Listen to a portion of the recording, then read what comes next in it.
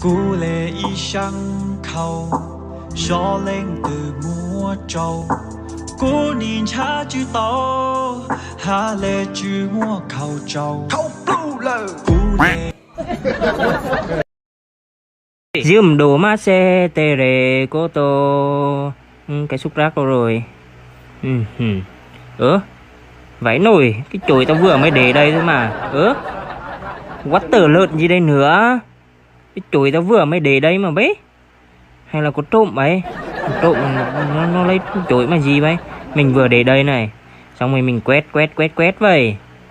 Đó, quét vậy nhưng sao lại đâu rồi hề? Quét vậy. Mà sao không thấy đâu vậy? Chết rồi. Hay nhà này có trộm vậy? Mình vừa mới quét vậy xong cái để mình là lấy cái xúc rác này mà giờ không thấy đâu nữa. Chết thật thôi, chết to rồi. Dạo này dịch giết gì trộm nó ngay cả cái chổi mà nó vẫn ăn trộm mà. Khiếp đen với bọn trộm này luôn. Dịch nó khó khăn đến cái nỗi vậy cơ mà. Mình vừa mới cầm mình quét đây này tay này.